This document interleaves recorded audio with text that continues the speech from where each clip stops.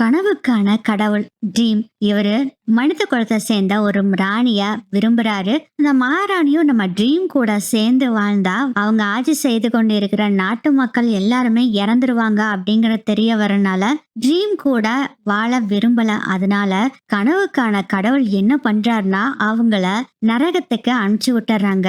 இதுக்கிடையில 10,000 வருஷம் ஆயிருது. அந்த காதலி நரகத்துக்கு போய் எப்படியாச்சும் அந்த காதலிய மீட்டு எடுக்கணும்னு சொல்லிட்டு நரகத்துக்கு போறாரு. போய் அங்க பார்த்தா தான் பயங்கர ஷாக்கா இருக்கு. நரகத்துல யாருமே இல்ல. நரகத்துக்கான தேவதை மட்டும் அங்க இருக்காங்க. அவங்க பொசுக்குன்னு நம்ம ட்ரீம் கிட்ட சாவியை கொடுத்து இந்த நரகத்தை நீ இனிமேல் ஆட்சி செய், இல்லைன்னா வேற யாராச்சும் நல்லா ஒரு ஆள்கிட்ட பொறுப்பு கொடுத்துருன்னு கொடுத்துட்டு அவங்க அங்க இருந்து கிளம்பிடுறாங்க. இவருக்கு என்ன பண்றதுனே தெரியல. காதலிய மீட்டு எடுக்கிறதுக்காக நரகத்துக்கு வந்தா காதலியும் காணோம், பொறுப்பையும் கொடுத்துட்டாங்க. மறுபடியும் ட்ரீம் அவரோட ட்ரீம் உலகத்துக்கே வந்துடுறாரு.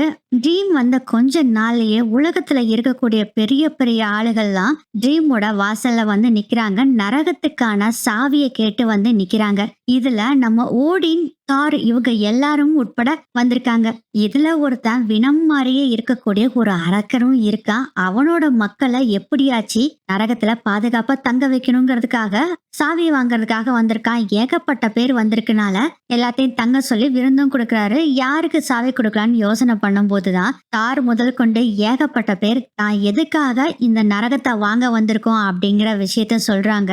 அப்பதாங்க கடைசியில அந்த வினம் மாதிரி இருக்கான் பாருங்க, அவன் வர்றான். நீ எனக்கு அந்த சாவியை கொடுத்தே ஆகணும். நீ எனக்கு நரகத்தை ஆட்சி செய்யறதுக்கான பொறுப்பை கொடுத்துட்டேன்னா உன்னுடைய காதலையும் நான் தருவேன் அப்படின்னு சொல்லி வினம் மாதிரி இருக்கான் பாருங்க. அவன் ட்ரீம் லார்டோட காதலியே காமிக்கிறான். ஆனா ட்ரீம் லார்டு தன்னை பத்தி யோசனை பண்ணாம அந்த நரகம் ஒரு பொறுப்பான ஆளுகிட்ட போகணும்னு சொல்லிட்டு கடவுளுடைய தேவதூதர்கள் கிட்ட இந்த பொறுப்பை கொடுத்துறாரு. அதனால கோவப்பட்ட வினம் என்ன பண்றான்னா உன்னுடைய காதலிய நானே சாப்பிட போறேன் அப்படின்னு சொல்லிட்டு அந்த அரக்க அந்த காதலிய விடம் மாதிரி இருக்கிற உருவத்தோட வாய்க்குள்ள இருந்து காமிக்கிறான். அவங்களும் காப்பாத்துங்கன்னு கையை நீட்டுறாங்க. அப்பதான் அந்த அரக்க சொல்றான், உன்னால முடிஞ்சா உன் காதலிய காப்பாத்திக்கோ அப்படின்னு சொல்லும்போது கையை நீட்டுறாங்க. அவங்க காதலி இவர் என்ன சாதாரண மனிதனா, ட்ரீம் லார்டு. அவங்க காதலியும் காப்பாத்திடுறாங்க. அதுக்கப்புறம் அந்த அரக்கனை ஒரு கண்ணாடி பாட்டிலுக்குள்ளேயும் போட்டு வச்சிடறாங்க. இவ்வளவு கஷ்டப்பட்டு தேடின அந்த காதலி உங்களை பாக்குறதுக்கு எனக்கு பிடிக்கலன்னு சொல்லிட்டு இந்த ட்ரீம் வேர்ல்டுக்குள்ள இருந்து அவங்க